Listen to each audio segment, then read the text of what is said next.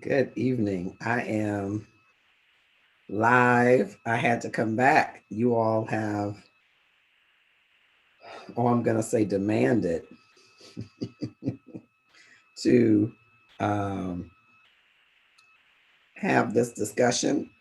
And I want to have this discussion with you because many of you have inboxed me. Some have even picked up the phone to call me. So I know that you really wanted to talk more about the subject. Called me, inboxed me, emailed me, texted me about this video. And I am going to play the video one more time as soon as I can make sure I want to make sure I can just notify a few folks that I decided to go impromptu live. Oh, here it is.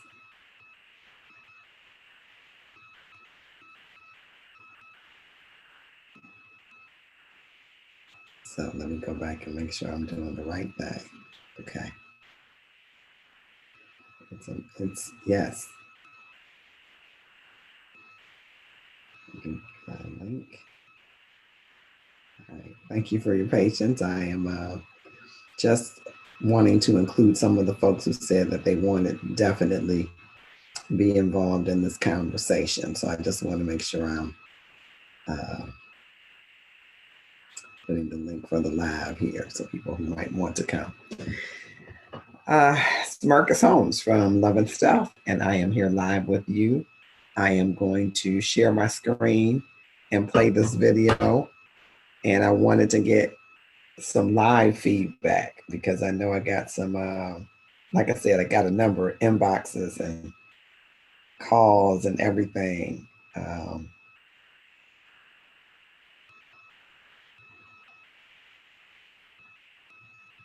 So I'm trying to just to, because the conversation is great. Some of the comments are great, and I'm gonna look to some of those comments right now.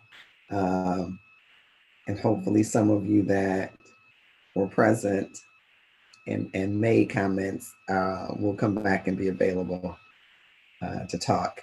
A lot of different people having a lot of different opinions about this video. And so I am going to play it again, just for folks, you know, who, very good, for folks who are saying, what? You know, you're kind of like, what? Some people are in disbelief that, okay, this didn't really happen. Okay, so I'm gonna make sure I can get to that and just look. All right, cool. All right, so I'm trying to follow comments on one device and monitor them on another. I'm pulling it all together in several places. So thank you for your patience as we are live on Facebook. We're live on the Love and Stuff page. I've shared it with the Marcus R. Holmes page. We're live on Twitch and on YouTube. And so it's my pleasure to do that. And I'm just checking in. There seems to be a few folks that are joining. I hope you'll click share. Yes, that should help me very much. Okay.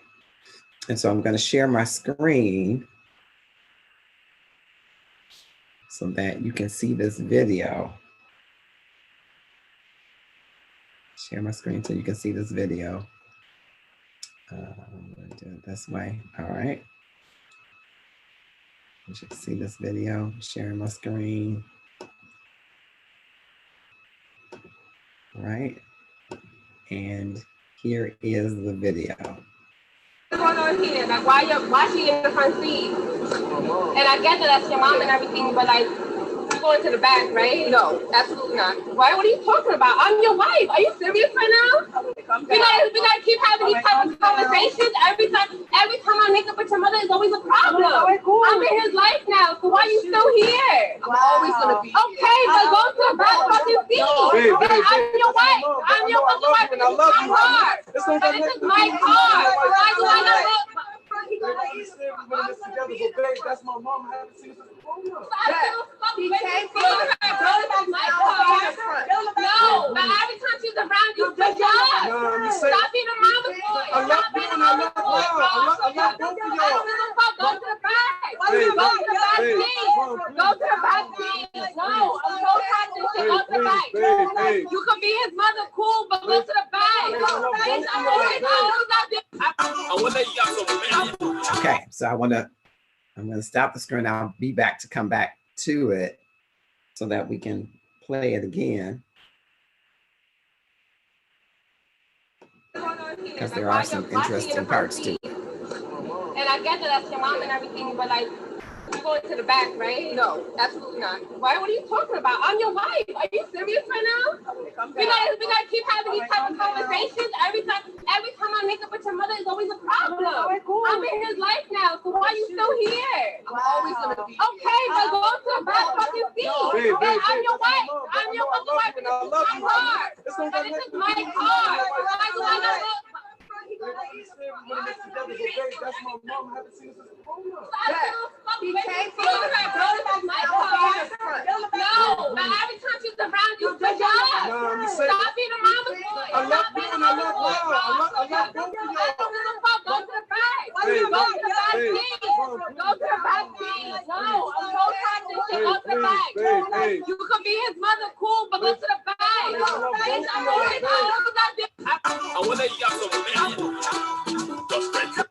So I want to talk to you about this video, talk to you some more about the video, because we've been talking about it since Tuesday, and your comments, you're continuing to comment, which we always love here, to keep the conversation going.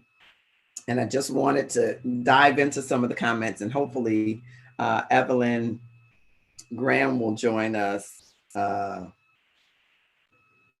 as we talk about some of the comments here. Let's see. So I'm going back to some of the comments that people shared, anybody that's just joining. I'm going back to some of the comments. A lot of people chimed in, and it had about 3 million views when we started on Tuesday. It now has 6.6 million views. So just like to bring that to your attention. It's interesting to me that a lot of people thought the mother, they characterized her as being petty. Someone even went as far as to say the mother's petty as hell. We also saw where some folks said, "Mama, get in the back seat. His wife comes first."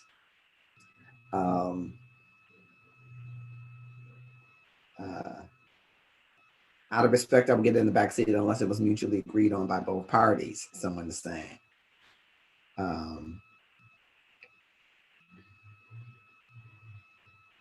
The mother is wrong, some people are saying. Absolutely, the mother is wrong. My mom would have already been in the back on her own, okay? This mother is petty as hell, another person says. Mother, it's either mother up front and she's in the back, or she can stay home. Mother, it's a sign of respect, some people are saying. One person said, as the mother, I would appreciate son's offer a front seat. Having also been a wife, I would ride in the back with a wink.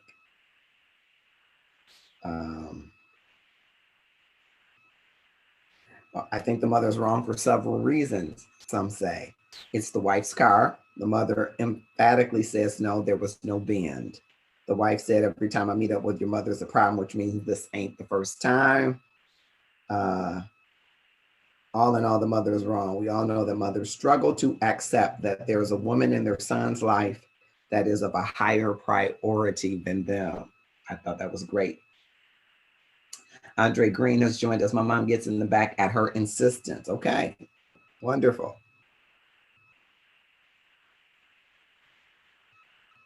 I think moms can ride a shotgun and they can also cook, clean, help, meat, and sleep with them too. Okay. He should have just took his mother home, some say.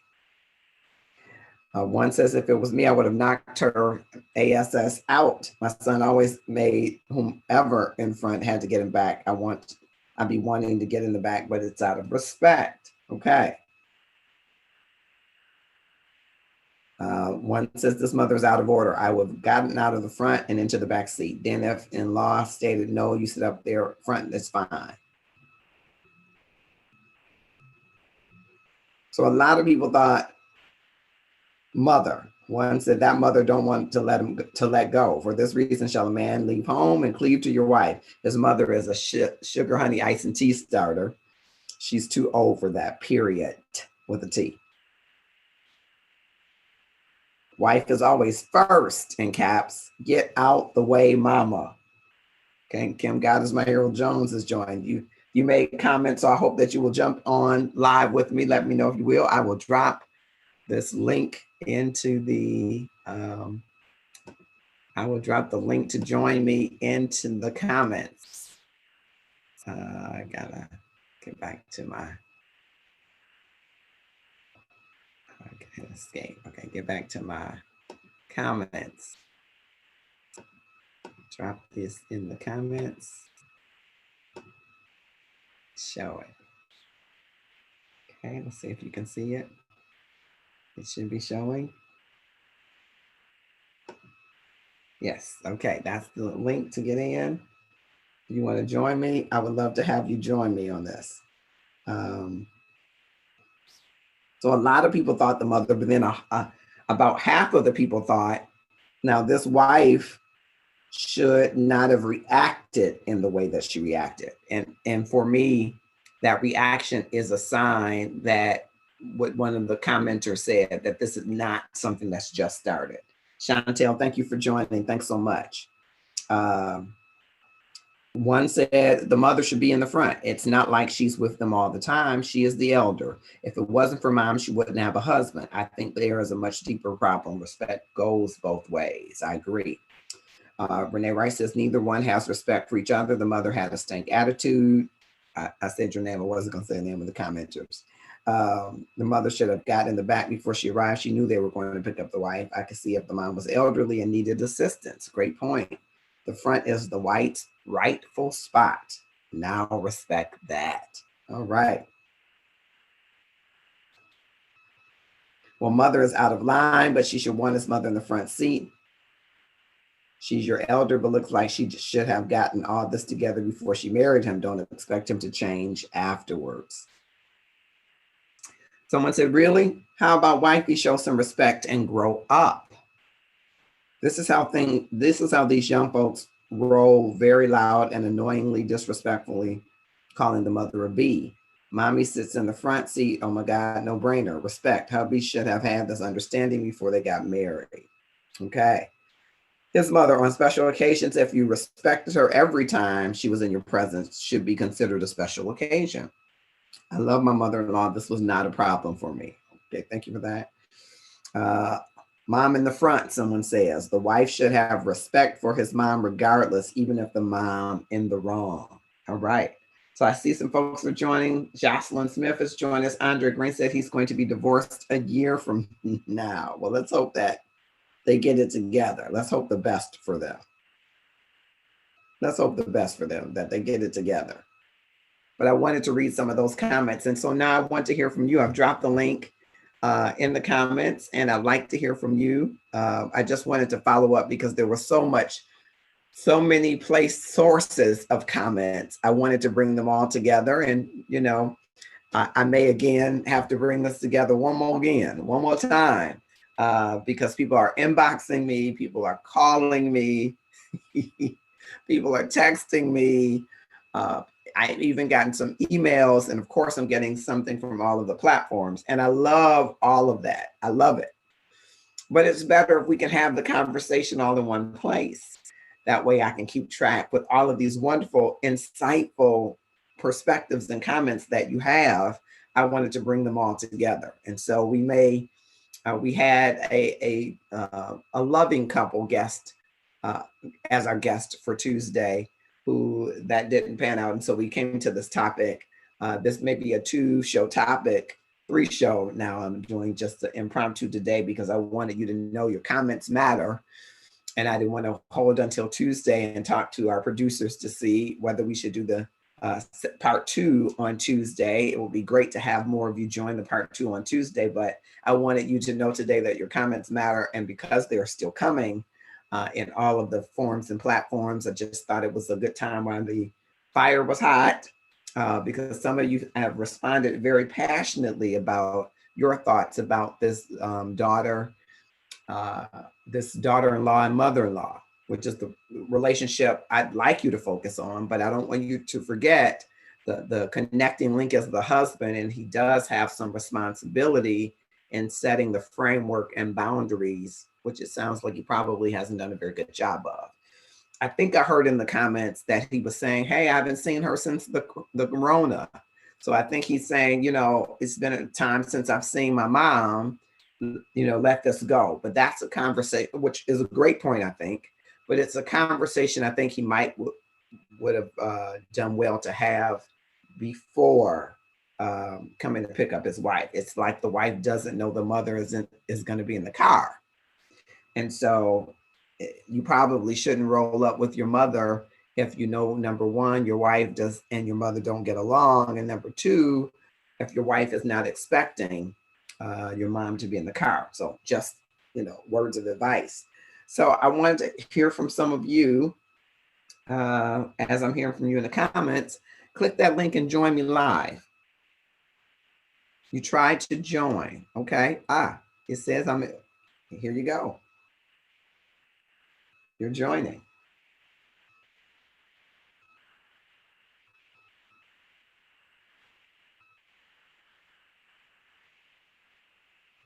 Says you're trying to join on the audio. So we'll give you a second to do that.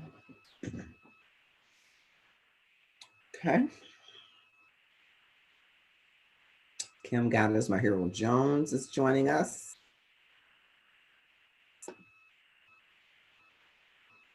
Coming with us live. Just to keep the discussion going, because so many wonderful comments are still coming in, and the video views of that particular video was about 3.3 million on Tuesday. It is now 6.6 million. And I will imagine there are many other groups talking about it, just like the wonderful people in Love and Stuff community, even though I feel like I gave them a boost.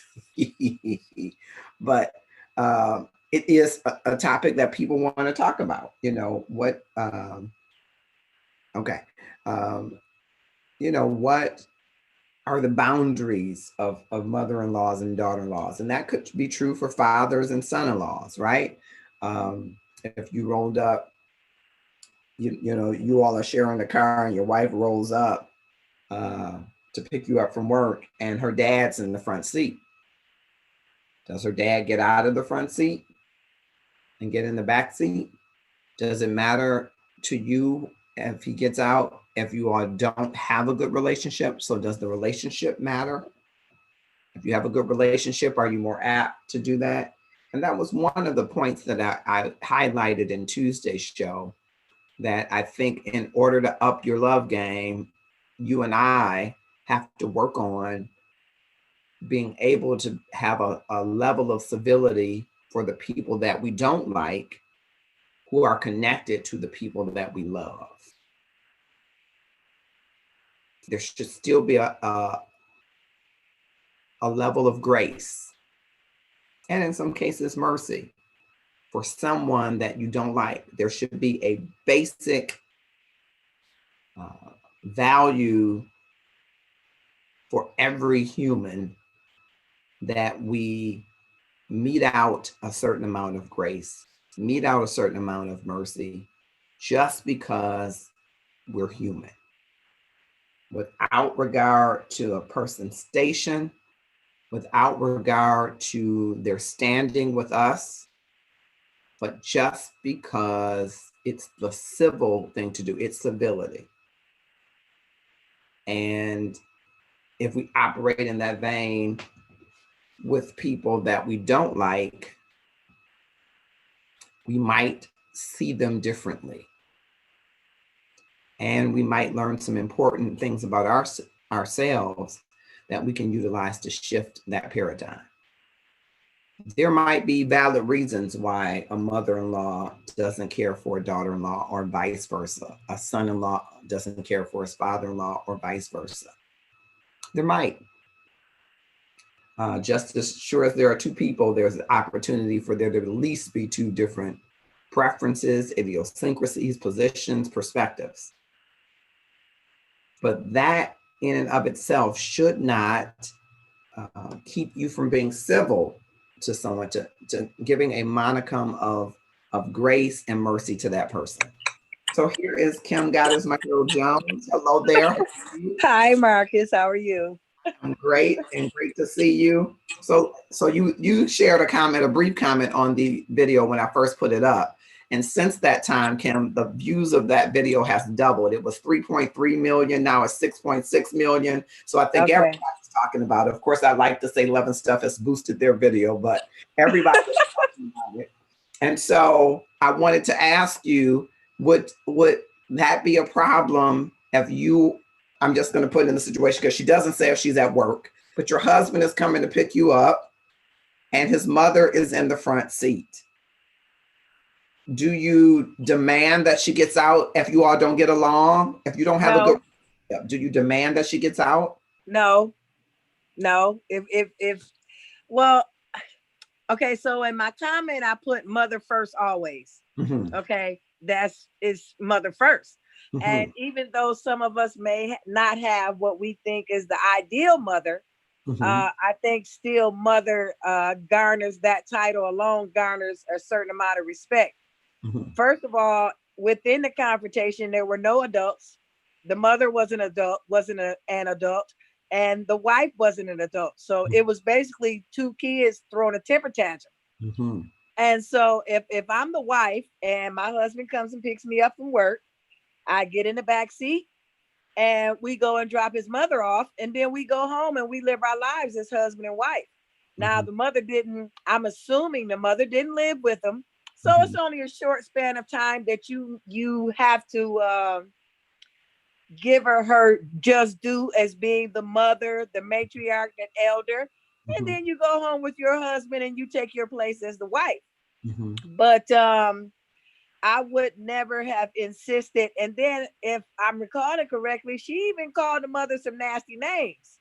She did go out of her name a minute. Yeah, she called the mother some really nasty names. And so how, as the husband, do you then go home with your wife who has called your mother these types of names? Mm-hmm. So I think that he needs to do some serious thinking about the choice that he's made. And mama is mama. It's just that simple. I just don't understand that, but maybe that's generational though. Maybe, me being older, it didn't matter what mother said it did. It's mother, period. Yeah. But in these newer generations, it's not like that. And it speaks to me to the fact that we as Americans tend to throw away our elderly. We don't have that worship factor, or that, we don't put them on a pedestal, even everything from government to at a certain age, you're nothing no more. Let me just, throw you in the back seat or put you to the side or put you in a healthcare facility. And, we're living our lives. We don't have time for you. And I know for some people, it may be hard to see that connection from that instance, mm-hmm. but that was the first thing I thought of. Mm-hmm. So now, because he has a wife, he should no longer admire and worship his mother and treat mm-hmm. her with respect. I think mm-hmm. not. And me riding in the front seat for 15 or 20 minutes, however long it takes you to get me home, should mm-hmm. not be a problem. I mean, that's the smallest show of respect. I just didn't think that was too much to ask. Mm-hmm. And the mother stood her ground, and she would not be disrespected. And maybe if I was in the same situation and a wife approached me in that way and spoke to me in that way, I probably would have stood my ground as well. Like, mm-hmm. hey, what mothers always say, I brought you into the world. Right. You know? Yeah. So and I think it's an interesting dynamic, don't you think, when a wife challenges the place of a mother, because the wife is not the mother and the mother is not the wife. The mother is not the wife. Happen to be both adored by this son who is a husband. And so why compete for very different roles that are very important? I can absolutely speak to this because I went through this in the most terrible way possible. My ex-husband's mother did not care for me at all. Mm. And she often asked him, why did he choose to marry me, or why did he marry me? And she told him that, no, she told me that the only thing I was good for was, I'll let you fill in the blanks. And I was really young at the time, 20 years old. And I did have to put my foot down because he was at every aspect of mama's boy. But I didn't put my foot down in the way that young lady did. I didn't argue with her. I didn't cuss at her or anything like that. I just simply said, look, I'm moving over here. And you coming or you not? And he didn't for about, I'm going to say about 2 or 3 weeks. And I didn't pursue. Now we were already married. I didn't pursue. I didn't beg. I didn't ask. I just went. And probably after about 2 weeks, it was like, hey, I want to come home. Well, where is your home? Where do you live? I live with you. Are you sure? Because, hey, so I had to put him in a situation to make to make the decision for himself. Mm-hmm. And after that, things kind of smoothed out, but it was really bad. It was like a full on competition, at least in her mind, mm-hmm. with me.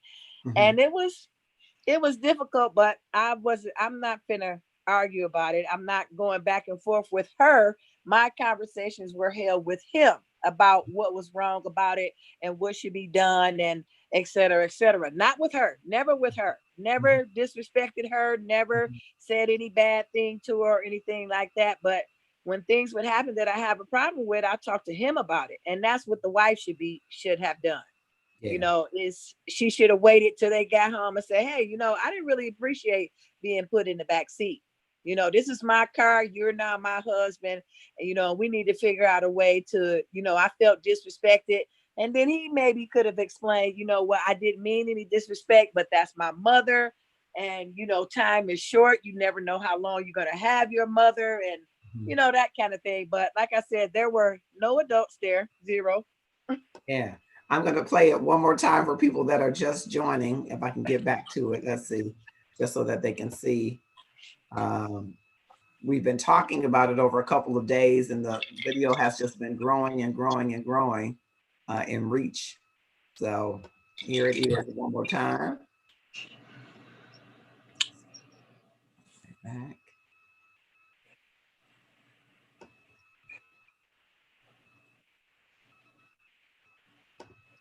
What's going on here? Like, why she in the front seat? And I get that that's your mom and everything, but like, you're going to the back, right? No, absolutely not. Why? What are you talking about? I'm your wife. Are you serious right now?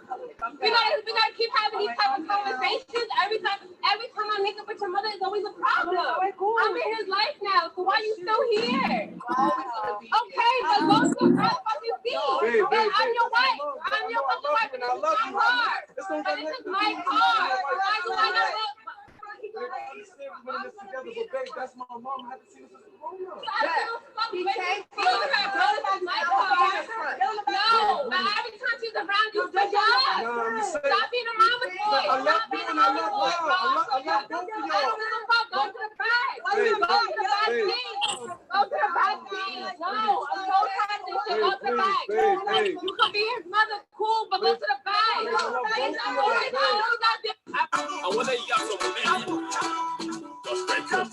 Yeah, so she did get into calling her the B Yeah. word. Yeah.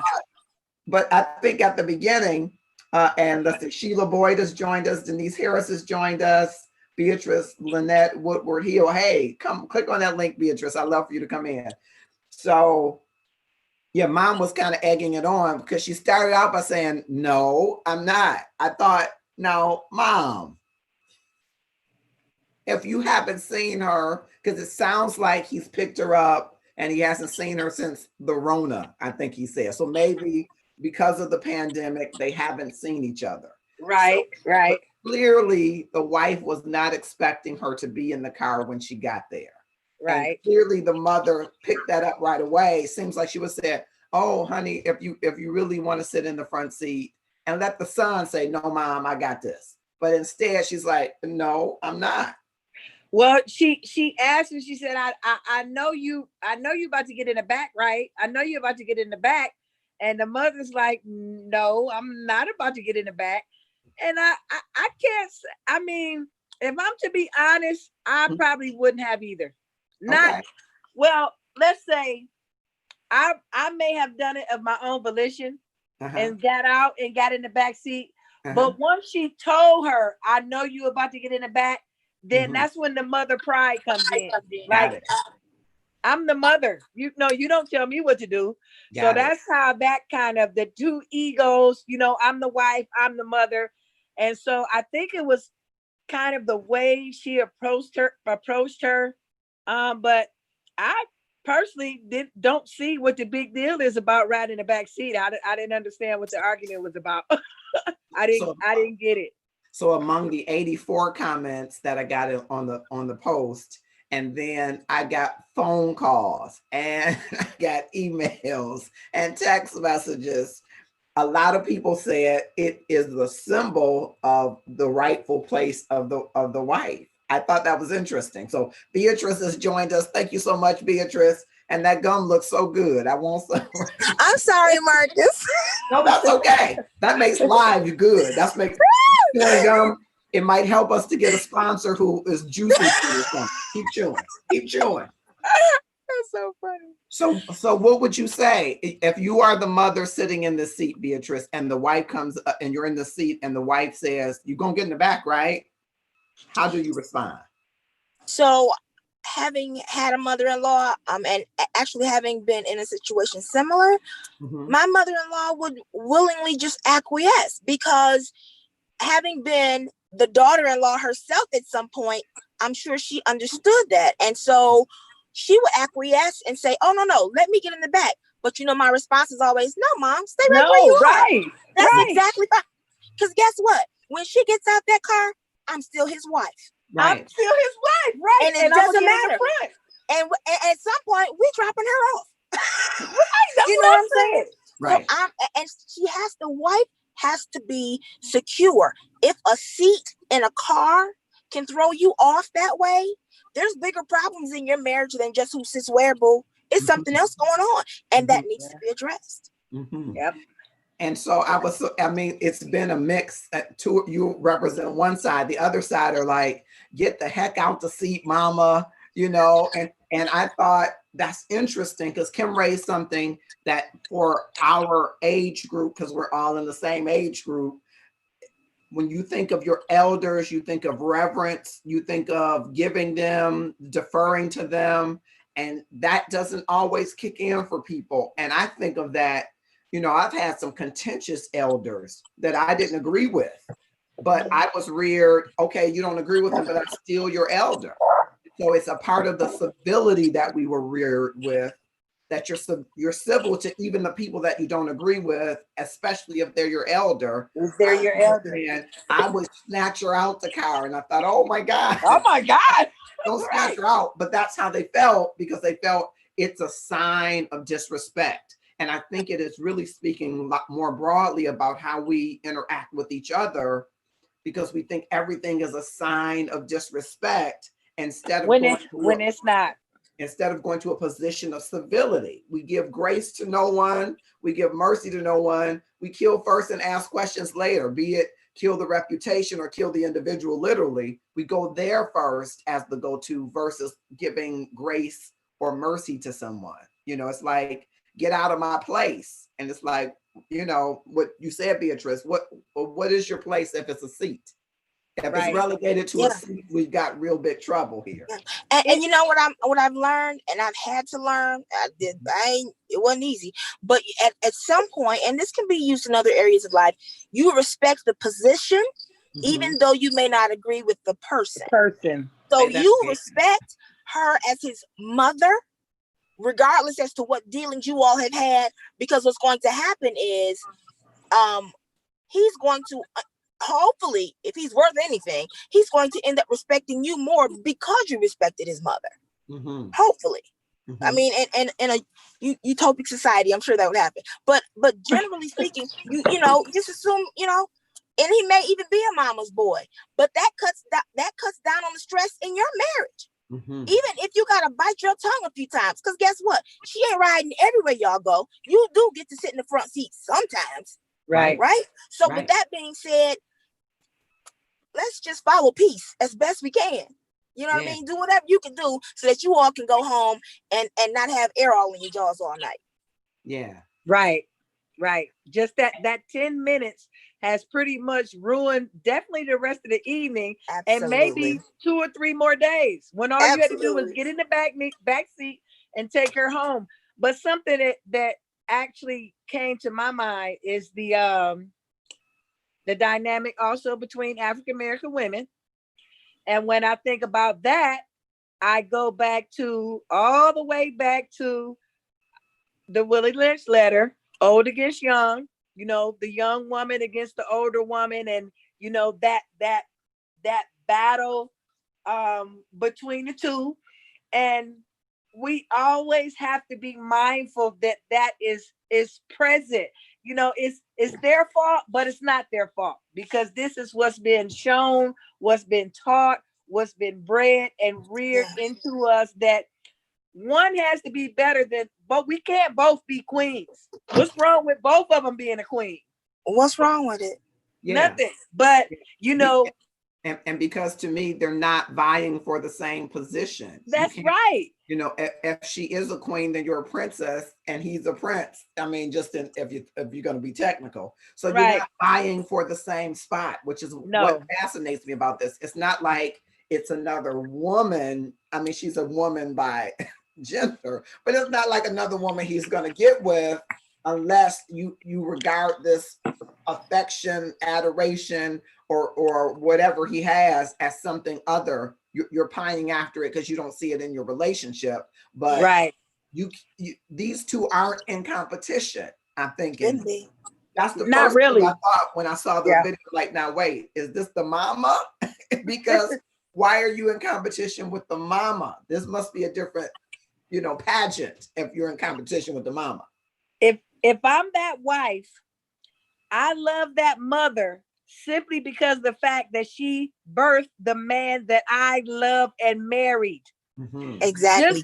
If for no other reason, I love you for that, because you brought the man into the world that I love and that is now my husband. Period. You can ride on the hood if you want to. Hold on to the bumper. You can do whatever you want. You know, you can parade wave out the window. You are the mother of the man I love. Period. That's it. And go ahead. No, go ahead. I wanted to pivot because I want to ask you about this man that is so loved. What's his role in this? Because, you know, he does get out the car to try to, and a lot of the more seasoned people in Love and Stuff said, don't have a scene in public. Take this behind closed doors. You know, have your discussion. So he gets out of the car to try to say, come on, baby, I love y'all both. But what's his role in this drama? Well, his role is that he wants to have his cake and eat it too. He is still feeding off the teat of mom, but he also wants what the wife has to answer. He's living his best life because he's getting what he wants from both parties. And that's why both parties think that, you know, I'm the one. No, you're the one. No, I'm the one. You know, you're the one. Mom is probably still doing way more for him than she should be. Way too involved. Yep. Than she should be. And he's comfortable with that because there's probably a lot of things, because the wife looked rather young. It's probably a lot of things that she does not yet know how to do or know that she should do. But there are some things that she does know how to do that he's fond of. And so he is dipping into both pots, getting everything, all the nourishment and fun or whatever it is he needs as a man. So he's not taking a stand because he wants to be able to continue to do that. Because he didn't look over to his mom and say, Mom, you know, would you, they could have had that conversation before they got there, him and his mother. Before they even pulled up. Mom, you know, I don't want her to get upset. You know, she gonna get upset when she see you in the front seat. Can you please just sit in the back? I don't want to argue with her all night. Please try to understand, or wherever the case. He could have called his wife. You know, I have my mom with me. You know, she's riding in the front seat, because this is not the first time they had an altercation like this. Exactly, because you ain't see him jump out the car. He just got out like, okay, he wasn't surprised. He knew what was going to happen, but he didn't want to risk making either one of them. He didn't know what to do. He was lost. He was lost.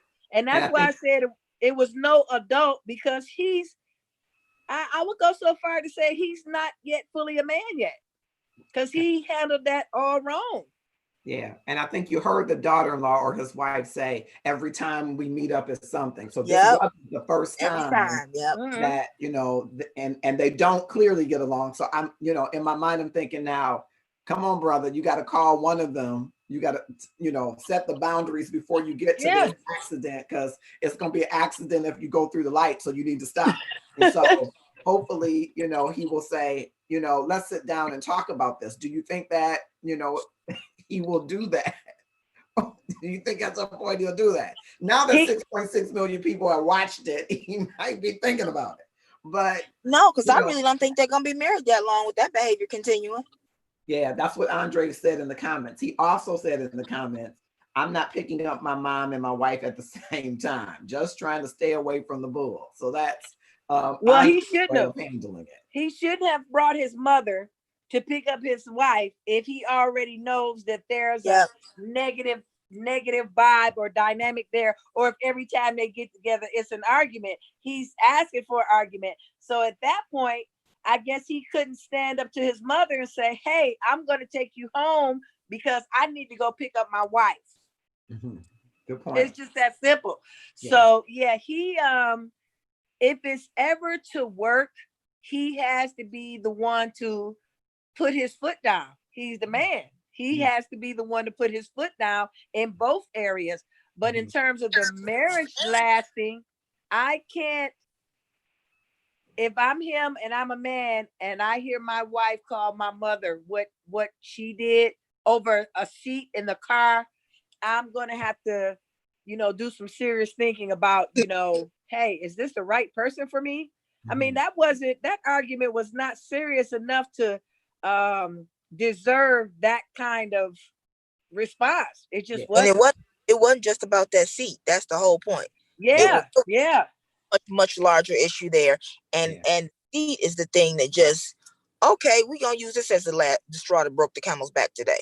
Yeah, I must admit, when I first heard her say the B word, I rewinded it just to make sure I was hearing it. I did too. I know that among some millennials, and I've had this discussion with some of them in work environments, they will use that B word in reference to each other. Younger women will, at least.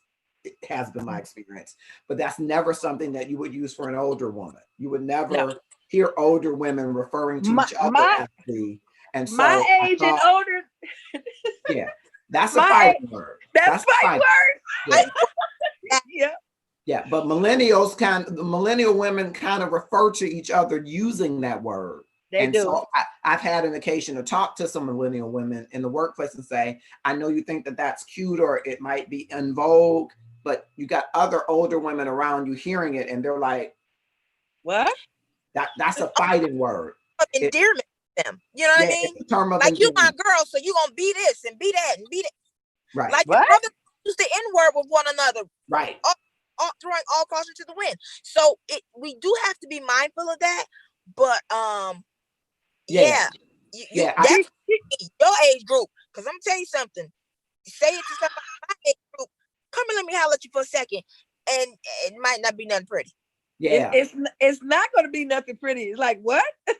Yeah, and I thought it was gonna escalate at that point, and that's why I kept stopping it right there and said, oh, this is about to be something, and kept going back. But thankfully the mother didn't get out and say, what you call me? Because people haven't been known to pull out a switchblade in a minute for something like that. So it didn't escalate. I believe that the son knew that's why the son got out the car. Mm-hmm. The son got out the car and got in between the mother and the wife, because the wife was walking up on the car and until he got out. And so I think he felt that it may have escalated also. Mm-hmm. Somebody was either gonna reach in or reach out. Reach out. Yeah. And I think it was probably the wife that was gonna reach in, because she was livid. And it seems like her friend was there, and at one point she was trying to calm her, and at another point she was like, oh, a little bit of instigating, and I'm like, I wonder who was videoing, who was making the video. I'm still waiting for that to happen, them to tell us more. Yeah. Right. Since they have 6.6 million views, somebody is bound to know who the person is. Andre says the Bible is clear: a man should leave his mother and father and cleave to his wife. I believe that wholeheartedly, and here's my challenge with that. I'm not challenged to the word, but here's my challenge with people understanding that, because there are so many single parent homes where the mothers have sons, and those sons are treated like they're the man of the house. The relationship is sometimes construed differently because you're leaving your parents for the purposes of cleaving unto a wife. That means the role of the marriage. It doesn't mean that you're leaving your mother, that your mother doesn't not still be your mother. It means that you're leaving the role of being in sonship only, and now you are going to be the head of your priest of your house in union with a wife. Right. So the roles are clear. Right. The Bible is clear, but the roles are also clear, but we muddy them when we make young boys become man of the house, and that mother gives him some latitude in who he is in her life. Yeah, my little man. That's what she grieves, and that's what he grieves, right? Because he's adored by the mother, where your wife might be as smart as you, as young as you, as attractive as you, and she might check you, right? Whereas a mother might have grace and say, oh, that's okay. A wife will say, I'm sorry, what? Who? Right? And so a man is betwixt those two, even though the roles are clear, his orientation to those roles have not been clear. And so, Marcus, what about the dynamic when, I don't know how to put this properly.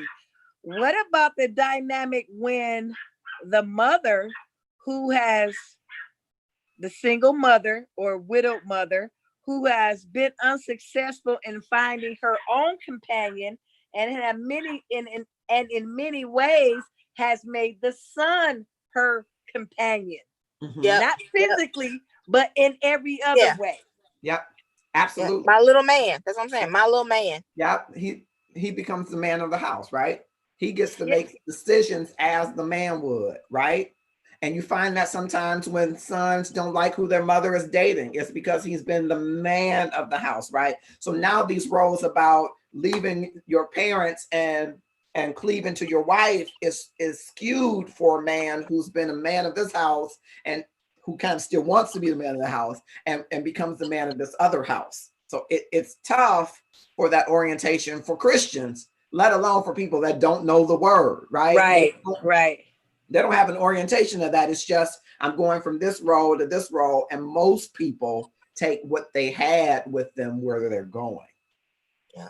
It's Very few people are able to keep baggage there and come here, right? We take all of what we've experienced to the next relationship, whether we want to or not. Without any debugging, without any debriefing, without any counseling. We go into that relationship with these same assumptions and roles that we learned somewhere else. And then we find that doesn't work here. So if this daughter, now she's not, she probably could, but I think because you both are young mothers, though you have, I know you might have, you know, you're young mothers. If this was your daughter and you saw this video, what would your conversation be with your daughter? What is wrong with you? I taught you better than that. What are you serious right now? Over a seat? You talk to that woman like that? What was it? Tell me how it was going to hurt you not to get yourself in the back seat for 10 minutes. Yeah, I would be getting my daughter together. Yes. Have you lost? I would also have a conversation with her about how she should deal with this dynamic going forward. And I would probably tell her that the conversation about this whole thing, those conversations need to be had with your husband, not with her. You're married to him, not to her. So any argument or back and forth or problems that you have, you should be having that discussion with him, and he in turn needs to have that discussion with his mother. Yeah. But I would not be happy if I saw my daughter acting that way, because I know for sure I taught her better than that. And Beatrice would have had that type of conversation prior to the wedding. Well, however, because you know there's always that possibility. It may not be a probability, but you'd like to think that the mothers have met so that the mother of the daughter can say, look, I've had conversations with this lady. I like her. I think she's nice. And I think it's most important that you get along with her. And if it means you need to shut your mouth, back up and have a seat, do that for the sake of your husband and the peace of your marriage. Well, and I don't something before they say I do. Yeah, they struck me as if I'm one of their mothers, either mother, I'm telling them you guys aren't ready to get married. Yeah, it's all over them. now they're married, so right now, but you're saying before they had gotten married, if conversations were being had, I'm suggesting that you wait, get to know each other a little better. If I'm her mother, I'm saying, you know, that you need to have more conversations about his apparent over attachment to his mom, and you know how's that's going to work out, and try to work through some of those things before I say I do. So later you won't be saying I shouldn't have. But it, you know, it's not too much of that happening, like you said, unless it's church based. And, you know, that's why I suggested that you go and you get counseling and you speak to people, but people don't do that. You know, hey, you cute, let's get married. You're going to ring. Yeah. And that's, you know. That's why nothing lasts. Yeah. Oh, exactly. Lena Brown has joined us. Evelyn Graham is saying, what about the son's mom is only a few years older as the son is? So it looks like they're pretty close in age. Do you think that should weigh in? Of course it does. Of course it does. The fact that we now have grandmothers who are 35 and 40 has been absolutely detrimental to us as a community and a race. I over the last spring, what have you, I read Toni Morrison's the rootedness ancestors as a foundation, and it talks about the fact that we don't have that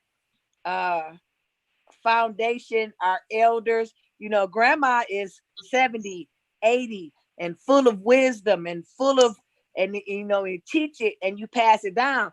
But if your grandmother is 40, she hasn't fermented enough to be wisdom and full of experience and full of, and so yes, it does. It absolutely makes a big difference. And so when you talk about teenage pregnancy, that trickles all the way down to the fact that our now or what should be ancestors are not really mentally prepared to be that. They've been thrust into a role as the matriarch, but they don't really have matriarchal capabilities, I guess. That's why I said, that's exactly, Kim and Marcus, why I said you respect the position, because despite that personality, despite whatever other challenges, i.e. young age or whatever else, you respect that person's position. If you take your emotion out of it and take out how you feel about that person, what he or she said, what he or she did, however they behave toward you, take that out and just respect that person as in the position that they are. I think you save yourself a lot of head and heartache. But you can't do that if that's not what you've been taught. Someone had to teach you to do that.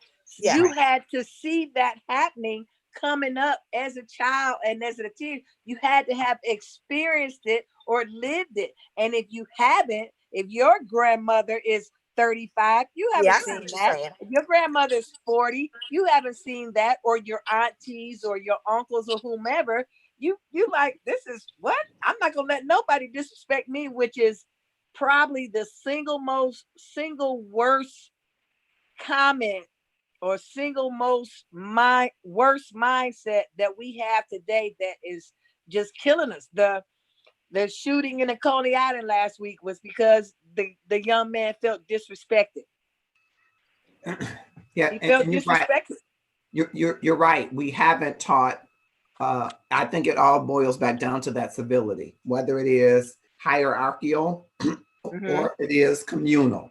We don't have a general respect for humans, right? We don't have that respect, and we're not really teaching that respect among the sexes, among the races, again, within the community. So I think both of you are right that you would respect without regard to your dislike or distaste, because there would be some hierarchy there, right?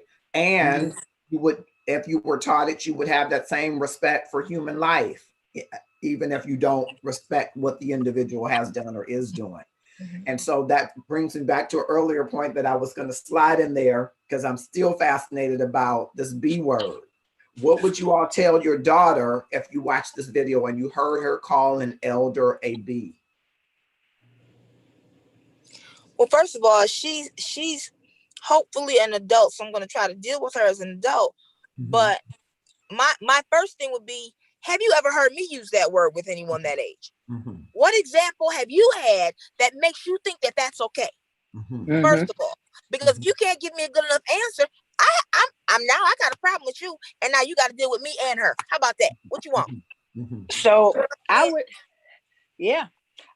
would tell my daughter that, which is something I tell her often, the wheel is round. So what are you going to do when your son grows up and he marries someone and she calls you the B word, tells you to get out of her effing car and get in the back seat? How you going to feel about that? Is that going to be okay with you? Because that's what's coming back to you. It's going to happen. That's what's going to, one day you're going to be confronted with some young woman with a disrespectful mouth, and she's going to talk down to you and disrespect you like that. And I just hope you prepare for how you going to deal with that. Is that going to be okay with you? Because that's what you just did. So what you put out into the world is absolutely what you're going to get back.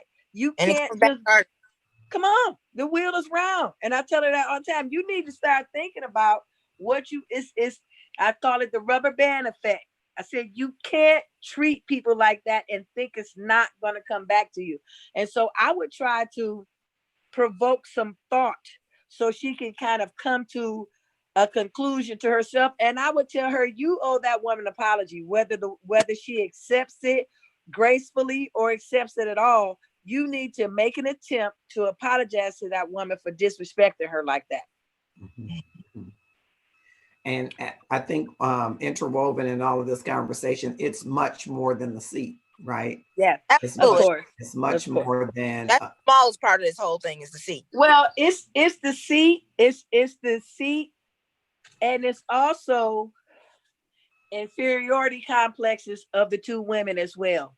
Mhm. They each have their own inferiority complexes within themselves. Maybe the mother, because she doesn't have someone of her own, I'm presuming, because other than that, why are you in the car with your son? You should be riding with your own husband, terrorizing him. And the young lady, like, hey, I was married now. I don't want to share my husband with nobody, so they need to do some soul searching within themselves to try to figure out why that's so important to them.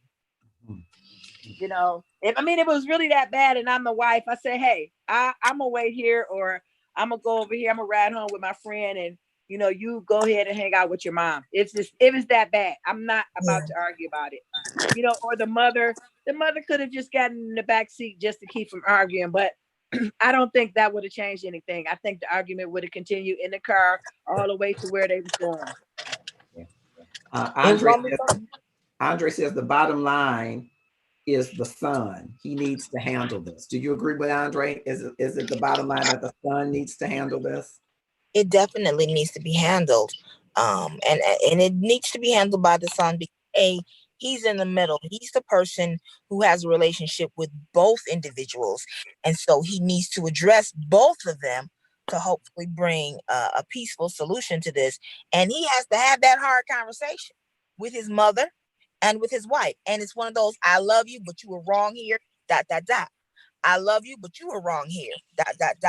And if he's a man that they respect, they will take heed to what he says, hopefully take a step back, look at the bigger picture, and even if they never come to with one another, at least do what they feel will please him, because he's a denominator here. But they don't respect him. Neither one of them do. Point. Neither one of them respect him, because when there's a man in the picture that a woman or women respects, when that man says stop it, everybody stops. You can hear crickets. Yep. You can hear crickets. A real man can just give you the look like you out here embarrassing me in public. What did you just say? And it's over with. Marcus, Les is the nicest guy in the world, but when he gives a certain look, even Kim Jones know, stop it. I stop it because I know the look, which means cut it, Kim. So, and that's out of respect. And so they don't respect him. But in terms of the resolution to the situation, yes, I do believe that initially it is the son who needs to start it. But I think for total resolution, it has to come from all of them. All of them have a role to play in terms of why this went so bad. The wife is too disrespectful, way too disrespectful, way too rude. The mother was kind of like poking the bear. She was laughing at her and aggravating her even more. She knows what buttons to push. And then the son, he was just out there flailing in the wind. He didn't know what to do. So all of them need some work. They probably all need to go to some sort of counseling. And they have to want that to be better. They have to want it because desire a better situation. All the counseling, all the talking, all the howling, fussing, screaming, right. crying isn't going to change a thing. They have to want it. You know what's going to hurt the worst though? It's going to hurt the son. It's going to tear him apart because he loves both of them. It's going to tear him up if he doesn't hurry up and fix this. He's going to be so stressed out because it's not going to stop with that. Every little thing, one's going to be pulling him this way, one's going to pull him the other way, and it's going to be really bad. When you when you're with your mother and then you get married, that's supposed to add something beautiful to your life. It's not supposed to make it worse. Yeah. Or make you choose sides, but you do have a responsibility to your wife, though. Yeah. And once you marry her, that is your essential, your initial But I responsibility. didn't see in that particular situation, I didn't see anything that said to me that he wasn't upholding his responsibilities. It wasn't like, oh, I was with my mother, so I couldn't pick you up from work. He wasn't this is to me, it's not Just even in immaturity. that category. Yeah, You I know? think only part of that he hasn't done is he hasn't made his wife feel comfortable in this kind of triangle. And that's important, that she Yeah. doesn't feel like she's being robbed of her position. Why she ascribes that to a seat, I don't know. But his role is to make her feel safe in any relationship context, including his mother. So he hasn't been able to do that yet, and he's got to figure that part out. You all, I hate to do this, but I have to end my portion of the call because I got to go run in here and pick my daughter up. It's been wonderful talking to you. I'm going to keep watching as best I can. You all have a wonderful weekend, and keep up the good work, good work, Marcus. Thank you, Beatrice. Okay, love you much. Love you. Okay, bye-bye. Andrea says if they respected him, it would have never happened. Staffy Blakely has joined us. Thanks so much, Staffy, for coming through. It ain't gonna last. He looks like a mama's boy. Well, sometimes mama's boys stay married. But what, I hate to just show these. I don't like to show negative videos. I try not to. But I thought there was a great lesson in showing this video to people about relationships and roles and stability. Those are the three things I wanted people to think about: their relationships, the roles that those relationships have and boundaries around those roles, and stability. Because you might be in relationship with somebody who is in relationship with somebody else that you don't like, someone else that you don't get along with. But your goal is to offer civility to that person because they're connected to someone you love. And civility is not about hierarchy, even though I think we do owe our seniors, our elders, a certain amount of civility and deference and reverence that seems not to be ascribed to all of them as of late. But every human deserves civility. And it's tough. When you don't like somebody, it's tough to be most civil to them, but that's the goal, right? The goal is to be civil to them because you bring to the experience that you're both humans. You have that in common, that you're both imperfect and you're perfectly flawed, which means you both bring a very human aspect to any interaction. But especially when you are connected by a relationship where you both profess to love somebody, it's all the more reason for you to offer grace and mercy and civility to someone that you don't get along with. And so I wanted, throughout all of these 84 comments and all of the inboxes and emails, I love all of the commentary.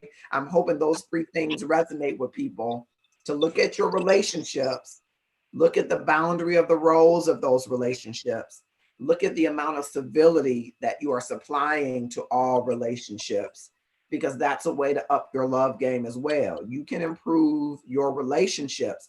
Imagine what it is like that if your significant other, your spouse, sees you being civil to someone that they know that you don't like because of them, that strengthens your bond with them. It shows to them that you're willing to go above and beyond and extend some grace to somebody that maybe you wouldn't otherwise extend grace. And the more that we practice that grace and civility to other people, the better that we'll be able to do it outside of the circle of individuals that are connected to the people that we love. So you start within that circle, right? And then it can go outside of that circle once you understand that I need to be connected to people just on the basis that we are human. That means a person that's human deserves a good morning. A person that's human deserves a good night or goodbye. And it takes work to get to that point because there are so many pet peeves and idiosyncrasies and preferences and ego that gets in our way of doing it. But it's worth the journey to try to bring more civility. It's what I think our young people are missing, especially in their engagement and interaction, where they feel disrespected because we don't have a self-respect that we've broadened from our internal circle to an outer circle of people that we are interacting with and maybe not connected by a love relationship. So I hope that people hear those three things and say, let me think about it. It made me stop and say, okay, let me think about it. How could you react to the situation, and what could be done differently around relationships, defining and clarifying boundaries and roles in those relationships, like the son and the mother we were talking about. Okay, he's the son. He's not her husband. He's not her man. He's not her boyfriend. Even if any of those things she thought of him at first, her companion. You know, single mothers take their sons to the movies. They take them to the games. They take them a lot of places that they might have taken a significant other. But that does not make him your husband, boyfriend, boo, babe, man. That's your son. And now you're going to roll with a wife, and you have to understand how your role interplays with that relationship. Not how it overlaps or overtakes it, but how it interacts with it. It is not an overlap. It's not an overlap that your son is now married. It's an interplay. It's an interaction. And so defining those boundaries and roles are critical, and then meting out, delivering a certain amount of civility around relationships with people that you may not be fans of. You may not like who that person is, but a certain amount of civility for that person. So I saw some smiles in there and some thoughts in there. I mean, I'm in agreement with everything that you're saying. And the best thing about learning to embrace some civility is it can only strengthen you as a person. It can only make you stronger. And like you said, I'm having flashbacks of certain situations where I had to be civil with people who were involved with the person I love. And I was in a very, very interesting situation. I'm sure you probably know which one. I do. And it was, I'm not going to say it was difficult. It wasn't hard for me because I'm not a mean person to begin with, but many, many people approached me and wanted to know, they couldn't understand how I could do that. How could you do that? How can you handle that? Are y'all friends? Or, y'all seem so, and well, why aren't you doing this? And why aren't you doing that? And so it let me know what the mindset of people in general, but I just didn't see a point in it. I didn't see any point of being malicious or being mean. In my mind, the nicer I was, the more points I racked up, and which makes that person love you even more. Mm-hmm. That person has even more respect for you. And I just didn't want to spend a lot of time doing something that was only going to hurt me in the end, only going to hurt me, my self-worth, and hurt me as a person. And so I chose the high road. And I just didn't see any point in doing anything else. It didn't make sense to me, but people, in given my position, would have absolutely gone the other way. They just would have. Yeah. I could imagine that. A lot of people, knowing the situation, a lot of people would have said, I'm good. They would have gone taken it a different route. But it does. It takes a certain amount of civility, really, to come to a place to say, I may not agree with this situation or this person or this ideology, or there are so many different things that you can insert there, but it doesn't mean that that person doesn't deserve grace or mercy or just civility, just being able to engage and interact with everybody, because everybody is human. It's a tough lesson for people, but it's a real important lesson to model out, especially in these days and times when we're talking about racism and we're talking about Black on Black crime and we're talking about all of these social ills. Without civility, we're not going to get very far, because while it's true, I believe that racism is a hatred, it's vitriolic. it is also an ignorance. It is the ignorance of people who are fearful of people that are just like them, who they have always regarded as being inferior to them, and they're finding out they're not inferior. They're not, right. And so there is a certain fear associated with what you don't know about people. And that fear festered and fed can become racism, I believe. And so one of the counters to that is that we've got to treat each other as if we are one, we're equal, that one is not better than the other. And then we got to learn about each other. Now, you're not going to be able to learn much about anybody who you put up a wall and won't even speak to. Won't talk, won't speak to. So it requires civility to do the initial groundwork of just people listening to each other. We got a world of people, we got a president that don't listen, but we got a world of people that won't listen to each other. We're not hearing each other. And when we don't hear each other, we tend to feel devalued. And like you said, the young man in the Coney Island, we feel disrespected. Disrespected. And quite often when a person has felt heard, that disrespect becomes disarmed, because you give value to people when you let them have a voice. When you let them have a voice. And so I think that's critical. Yep. Yeah, it is. Thank you. It definitely is critical. Best lesson ever taught to me by Marcus Holmes during my time as supervisor with the city of Detroit. It absolutely makes a difference when people are heard, they have input, and they feel like they're a part of what's happening and they feel valuable. It's a totally different dynamic. And when we decide who someone is based on how they look or act or walk or talk, we are doing ourselves a disservice, because everyone, not some of the people, not two of the people, everyone has something to offer. God made it so every single person has something to offer. And when you don't allow people to give what they have to offer, then they do feel disrespected and they will lash out. It's only so much, so that it's like a little volcano inside of you. You can only deal with that for so long. At some point, it's going to manifest in some way. And unfortunately, sometimes it hurts others.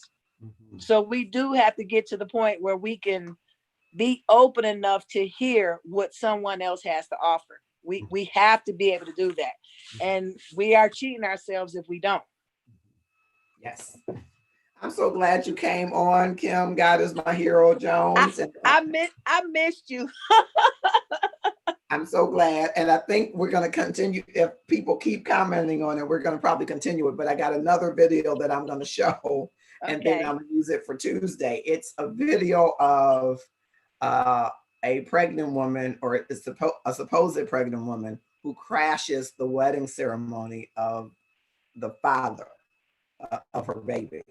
And the daughter of the bride lunges out at her for trying to crash the wedding. So it is. I'm just shocked at some of these videos. I'm wondering, are they staged? I just can't believe some of the stuff happens. But then again, I could believe it in all of the years of weddings and stuff that I've seen. I can believe that some of it does happen. But I'm going to play that video over the weekend so that people will see it for the discussion on Tuesday. Think it's about civility. I still think it's about civility. It is about civility, but I have been saying for years and years and years that media has completely desensitized us. And if you don't have any empathy, you're not sensitive to pain, you're not sensitive to loss or death, then once you lose those sensibilities, you can pretty much do anything. You can do anything. And so we have totally, well, I'm not going to say totally because that's not true. We have lost so much of that. And as each new generation comes, it's less and less and less and less. And so when we see these things, we're like, oh, I can't believe it. But unfortunately have become the new norm. The generations underneath us, yeah, hell yeah, we saw blood all over the street. Big deal. I was traumatized when I when I watched certain videos, like couldn't sleep for like 2-3 days. Yeah. It's nothing to them. So we really do need to figure out some way to kind of get that back. Yes. And I see in our the comments, Tabitha Goodner has joined us. Tabitha, we're praying for you in the passing of your mom today. I'm so glad that you felt up to just dropping in. I would never invite you to be a part of the Motherless Club. It is not a club I invite anybody to be a part of. I know that you adored your mother, adore her. And so I am praying for you, and the whole Love and Stuff community is praying for you. I'm so glad that you stopped through. Kim, thanks so much. We're going to sign off, and I'm going to play the video on the Love and Stuff page and probably on my Marcus R. Holmes page for Tuesday. Okay. It's just, and some of these videos I think are some great opportunities for lessons and discussions about not only not what to do, right? Because we can say, I wouldn't do that, but there are real people who believe that the things that they're doing are good things to do. And they need to learn that there is a better way, a different way to up your love game and to get the kind of love that you want and deserve in your life. So I'm so thankful that you came on. Thank you so much. All righty. See you later, Marcus. Bye-bye. Have a great night. Good night.